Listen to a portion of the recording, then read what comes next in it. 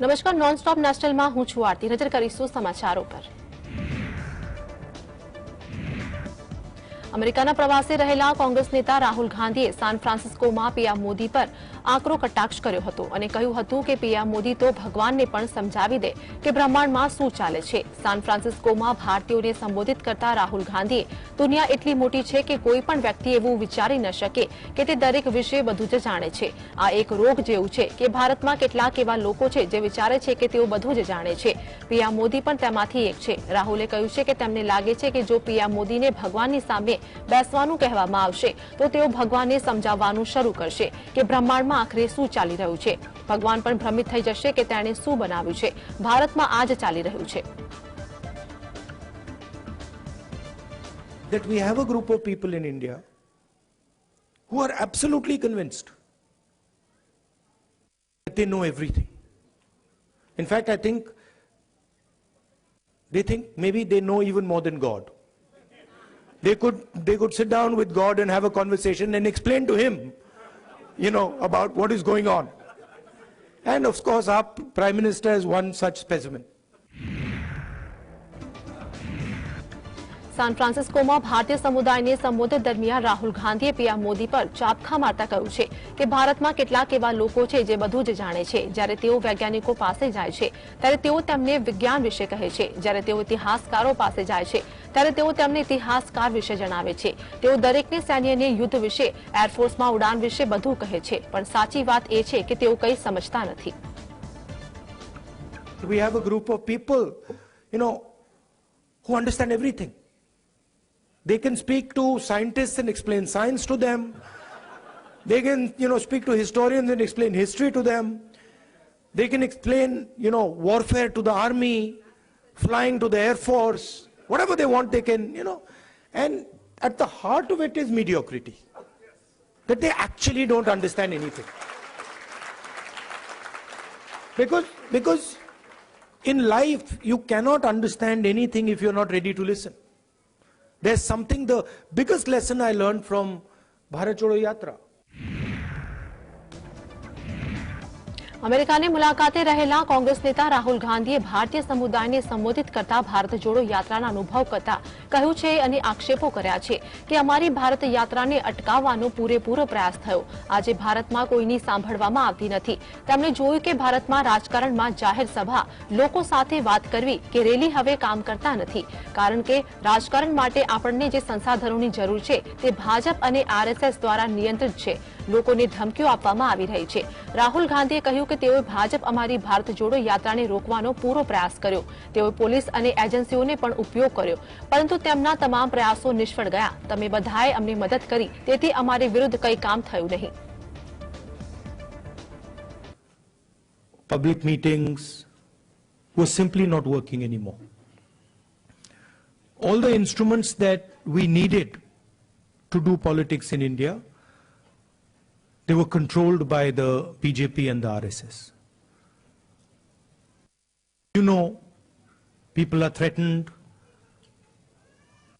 cases are put on people, agencies are used on people. So we also are finding that in some way it had become quite difficult to act politically. કોંગ્રેસના નેતા રાહુલ ગાંધીએ કેલિફોર્નિયામાં Santa Clara કાર્યક્રમમાં જાહેર સંબોધનમાં જણાવ્યું હતું કે નફરતને નફરતથી ખતમ કરી શકાય નહીં.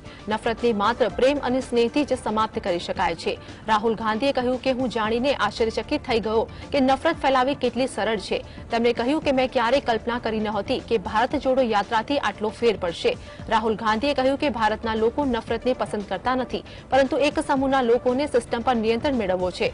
પરંતુ આ સમગ્ર ભારત નથી. તેમણે કહ્યું છે કે મેં કન્યાકુમારીથી કાશ્મીર સુધીની યાત્રા કરી છે, જેમાં મેં જોયું છે કે વધુ લોકો નફરતની જગ્યાએ પ્રેમ અને સ્નેહને વધુ પસંદ કરે છે.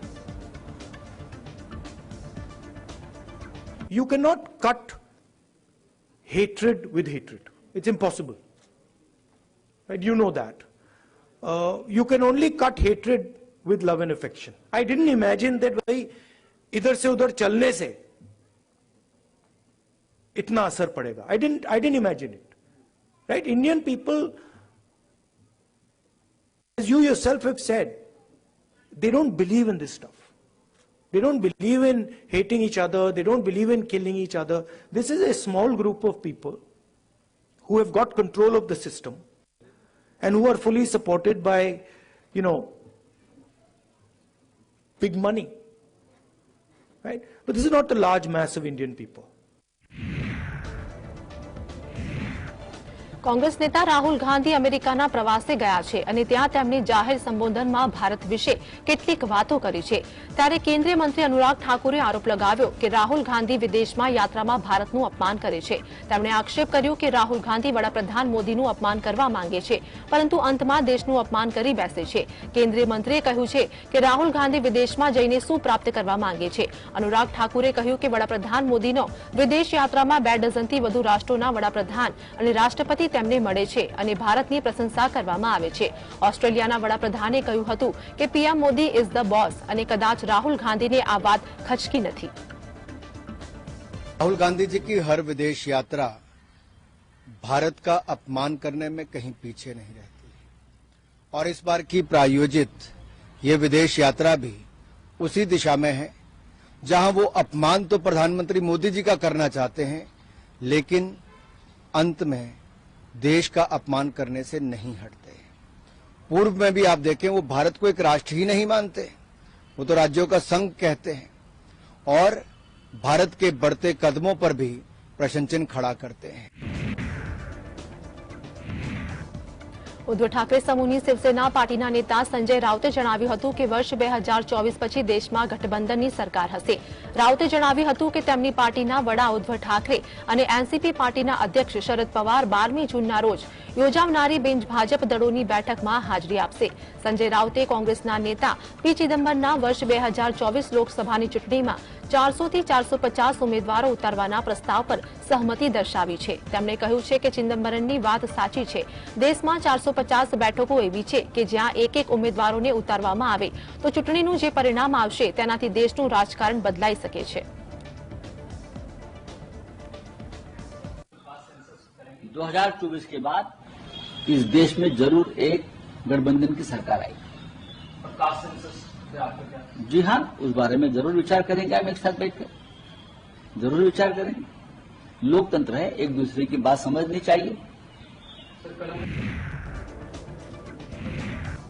એઆઈએમઆઈએમના વડા અસુદ્દીન ઓવૈસીએ ગૃહપ્રધાન અમિત શાહ અને ભારતીય જનતા પાર્ટી પર નિશાન સાધ્યું છે મંગળવારે તેલંગાણાના આદિલાબાદમાં એક જનસભાને સંબોધતા તેમણે કહ્યું છે કે જો ભાજપની આગેવાની હેઠળની કેન્દ્ર સરકાર પાસે એટલી સત્તા છે તો તે ચીન પર સર્જિકલ સ્ટ્રાઇક કેમ નથી કરતી બીજેપીના રાજ્ય પ્રમુખ બંદી સંજયે દાવો કર્યો હતો કે તે તેલંગાણાના જૂના શહેરમાં સર્જિકલ સ્ટ્રાઇક કરશે બંદી સંજયના નિવેદન પર ઓવૈસીએ પલટવાર કર્યો છે सिटी पे सर्जिकल स्ट्राइक करते बात की जागीर है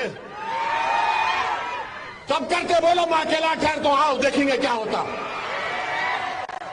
सर्जिकल स्ट्राइक करते कि हम क्या चूड़िया पहन के बैठे हैं और हमारी माँ और बहनें चूड़िया पहन के भी बैठी है तो उन्हें काफी है तुम्हारे लिए बाधा बस्ती में सर्जिकल स्ट्राइक अबे जाके चीन पे कर दो तो દિલ્હી પોલીસ દ્વારા જંતર મંતર પરથી હટાવવામાં આવ્યા બાદ કુસ્તીબાજો ગંગા નદીમાં મેડલ પધરાવવા પણ ટાળ્યા છે જો કે બ્રિજભૂષણ સિંહ સામે જ 5 દિવસ સુધીમાં કાર્યવાહી કરવામાં આવે તેવી માંગ કરી છે અને દિલ્હીના ઇન્ડિયા ગેટ પાસે અનિશ્ચિતકાળ માટે ભૂખ હડતાલ કરવાની ચીમકી ઉચ્ચારી છે ત્યારે ઇન્ડિયા ગેટ પાસે ભારે પોલીસ બળ તૈનાત કરવામાં આવ્યો છે ઇન્ડિયા ગેટ પાસે રેપિડ એક્શન ફોર્સ અને દિલ્હી પોલીસના અધિકારીઓ સહિત રાઇડ કંટ્રોલ વ્હીકલ પણ તૈનાત કરવામાં આવ્યા છે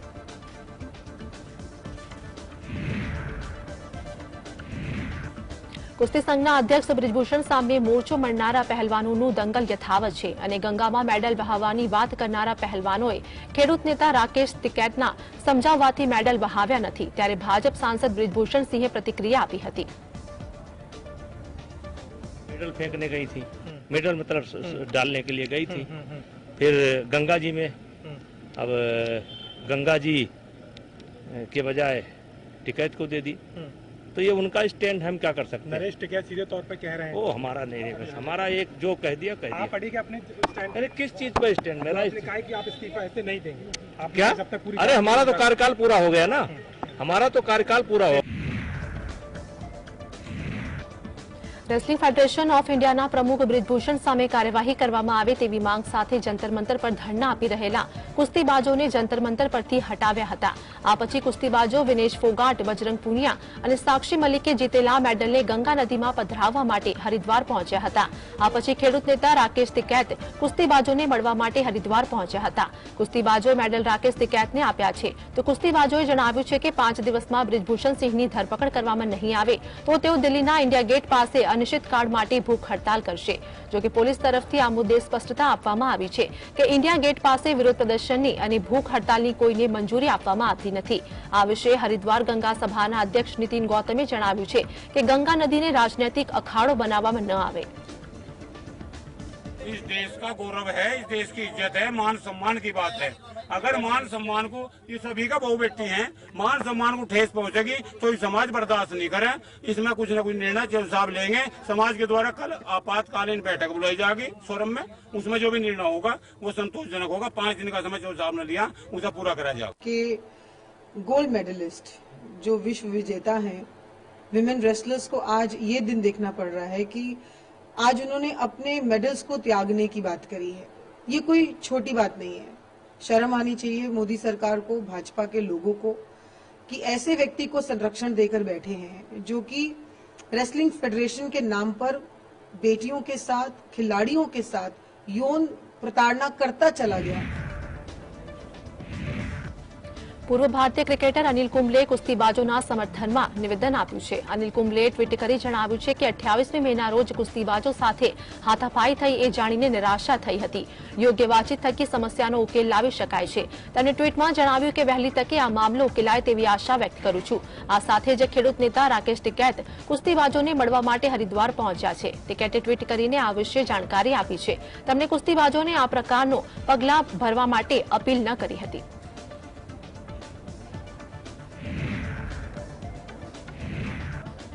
મહારાષ્ટ્રના ઉપમુખ્યમંત્રી અને ભાજપના નેતા દેવેન્દ્ર ફડણવીસે જ્યારે પૂછવામાં આવ્યું કે ઉદ્ધવ ઠાકરે સમૂહના 22 ધારાસભ્યો અને 9 સાંસદ તેમના સંપર્કમાં છે ત્યારે તેમના જવાબમાં ફડણવીસે દાવો કરતા જણાવ્યું કે ઉદ્ધવ ઠાકરે સમૂહની શિવસેનાના કેટલાક નેતાઓના કારણે પક્ષમાં અશાંતિ છે અને થોડા સમયમાં સમગ્ર બાબત સામે આવશે। તેમણે કહ્યું છે કે સમગ્ર ઠાકરે સમૂહમાં અસંતુષ્ટિ છે તો આ પ્રકારની અસંતુષ્ટિ અન્ય કોઈ જગ્યાએ નથી। भैया पूरा ठाकरे गुट ही असंतुष्ट है। आप क्या बात कर रहे हो? पूरा गुट असंतुष्ट है। वहाँ जितनी असंतुष्टि वहाँ पर है और कहीं नहीं है। ઉદ્ધવ ઠાકરે જૂથના નેતા સંજય રાઉતે દેવેન્દ્ર ફડણવીસ પર પ્રહાર કરતા કહ્યું કે એક મુખ્યમંત્રીને ડેપ્યુટી સીએમ બનાવી દેવામાં આવ્યા તેમજ એક હવાલદારને કમિશનર બનાવી દીધા અને એક કમિશનરને હવાલદાર બનાવી દીધા છે તો આ બધી બાબત પરથી લાગે છે કે દેવેન્દ્ર ફડણવીસ સુખી નથી, તેઓ દુઃખી છે। અમારી પાર્ટીમાં જે કંઈ થઈ રહ્યું છે એ અમારો વિષય છે, એની ચિંતા કરવાની દેવેન્દ્ર ફડણવીસને કોઈ જરૂર નથી। ये बात ऐसी है, देवेंद्र फडणवीस कितने सेटिस्फाइड या संतुष्ट है ये उनको जाकर पूछिए। एक मुख्यमंत्री जो शपथ लेने जा रहा है उसको रोका और कहा कि आप मुख्यमंत्री नहीं बनेंगे, आप डिप्टी सीएम, आपके जूनियर के नीचे। ऐसा आदमी सेटिस्फाइड हो सकता है क्या? नहीं। एक हवालदार को सिपाही बना दिया, एक कमिश्नर को हवालदार बना दिया, ये फडणवीस जी। ऐसे आदमी खुद असंतुष्ट है, असमाधानी है, डिससैटिस्फाइड है, वो दूसरे के सेटिस्फैक्शन के बारे में क्या बोल सकता है? મહારાષ્ટ્રના ખેડૂતો માટે સારા સમાચાર મળી રહ્યા છે। નમો કિસાન નિધિ યોજનાને મંગળવારે મહારાષ્ટ્ર કેબિનેટે મંજૂરી આપી દીધી છે। કેન્દ્ર સરકારની તર્જ પર લાવવામાં આવેલી આ યોજના હેઠળ મહારાષ્ટ્ર સરકાર પર વાર્ષિક 6,000 રૂપિયા સુધીના ખેડૂતોના ખાતામાં જમા કરવામાં આવશે। તો મહારાષ્ટ્રના મુખ્યમંત્રી એકનાથ શિંદેએ કહ્યું કે કેબિનેટની બેઠકમાં ખેડૂતો માટે ઘણા નિર્ણયો લેવામાં આવ્યા છે। રાજ્યમાં નમો શેતકરી મહાસન્માન નિધિ યોજના લાગુ કરવામાં આવશે। જે રીતે કેન્દ્ર સરકારે ખેડૂતોને વાર્ષિક 6,000 રૂપિયા આપવાનો નિર્ણય લીધો હતો તે જ રીતે રાજ્ય દ્વારા પણ આ નિર્ણય લેવામાં આવ્યો છે, જેમાં રાજ્ય સરકાર દ્વારા ખેડૂતોના ખાતામાં 6,000 રૂપિયા મોકલવામાં આવશે।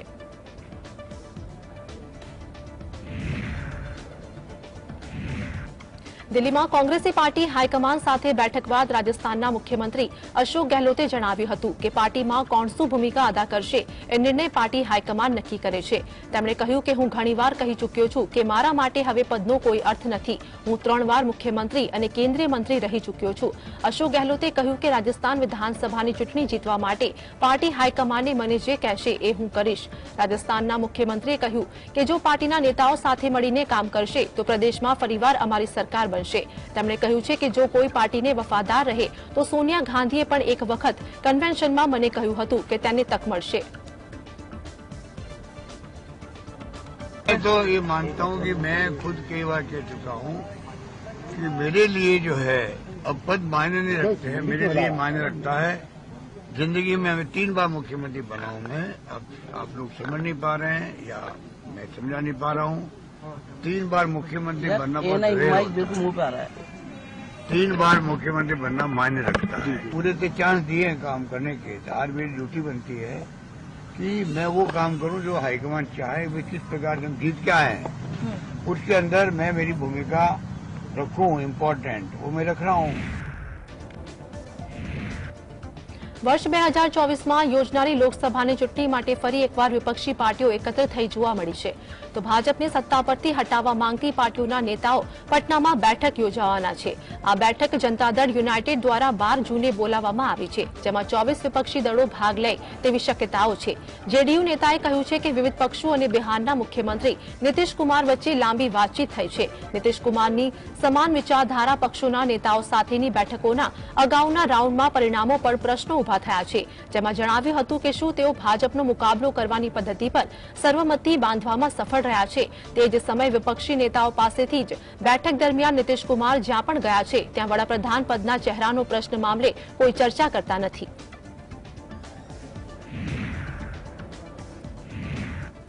કોંગ્રેસ નેતા જયરામ રમેશજી દ્વારા કરવામાં આવેલી ટિપ્પણીના જવાબમાં પશ્ચિમ બંગાળના મુખ્યમંત્રી અને તૃણમૂલ કોંગ્રેસના પ્રમુખ મમતા બેનર્જીએ જણાવ્યું હતું કે રાષ્ટ્રીય સ્તર પર વિપક્ષી દળો સાથે છે, પરંતુ રાજ્યના સ્તર પર તમામ પાર્ટીઓ સમજવું જોઈએ કે રાજ્યોની પાર્ટીએ પોતાની જવાબદારી હોય છે. તેમણે કહ્યું છે કે તૃણમૂલ કોંગ્રેસ માત્ર ગોવા અને મેઘાલયમાં ચૂંટણી લડી છે. કોંગ્રેસ રાજસ્થાને, હિમાચલ પ્રદેશ અને ગુજરાત સહિત અન્ય રાજ્યોમાં ચૂંટણી લડી ત્યારે અમે કંઈ કહ્યું નથી. મમતા બેનર્જીએ કહ્યું કે કોંગ્રેસ અને ભાજપ જે રાષ્ટ્રીય પાર્ટી છે. તેમણે કહ્યું છે કે તૃણમૂલ કોંગ્રેસ પાસે વર્ષ 2026 સુધી રાષ્ટ્રીય પાર્ટીનો સ્ટેટસ હતો, પરંતુ ચૂંટણી પંચે સમીક્ષા કરી કે રાષ્ટ્રીય પાર્ટીનું સ્ટેટસ પરત લઈ લીધું.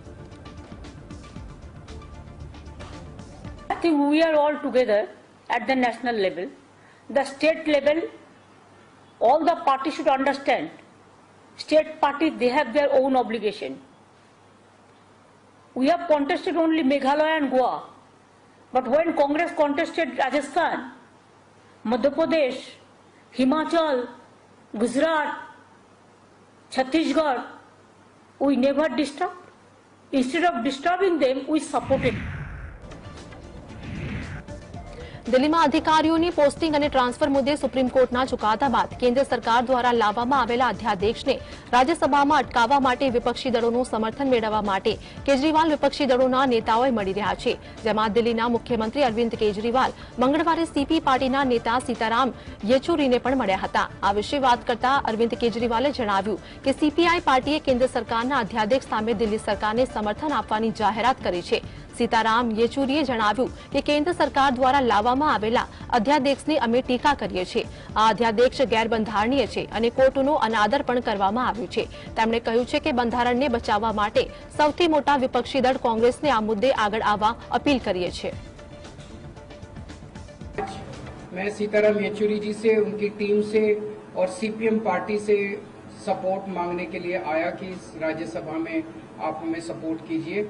और मैं तहे दिल से शुक्रिया अदा करता हूँ सर कि आपने अपनी तरफ से और पार्टी की तरफ से दिल्ली के लोगों के साथ खड़े होने का आपने निर्णय लिया, हमें सपोर्ट दिया.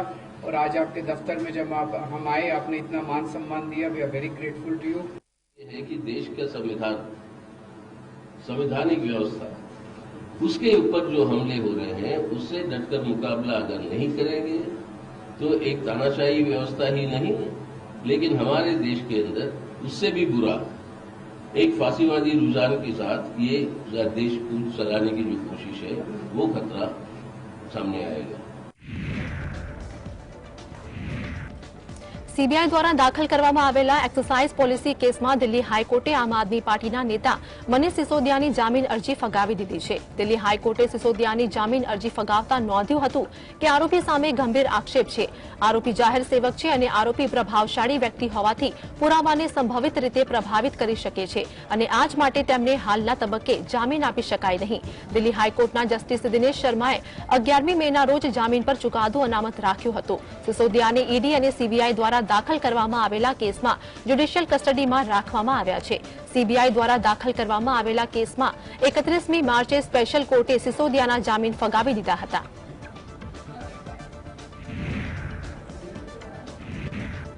हिंसाग्रस्त मणिपुर में अलग राज्य की मांगणी बाद हवे धारासभ्यों विधानसभा में राजीनामा आपवानी शुरुआत करी है। तो मणिपुर धारासभ्य खुमकचम जॉयकिशन सिंहे राज्य की विधानसभा में राजीनामु आपी दीधुं छे। सूत्रों पासेथी मळती माहिती अनुसार खुमकचम जॉयकिशन सिंहे 2022 मणिपुर विधानसभा की चूंटणी थंगेपई बंध मत विस्तार में जेडीयू टिकट पर जीती हती। बाद में ते सप्टेम्बर 2022 में जेडीयूना अन्य 5 धारासभ्यों साथे भाजपा जोड़ाया हता। अहेवालों मुजब धारासभ्यए कथित रीते ख्रिस्ती लश्कर सामे विरोध करवानुं शरू कर्या बाद आ निर्णय लेवामां आव्यो छे।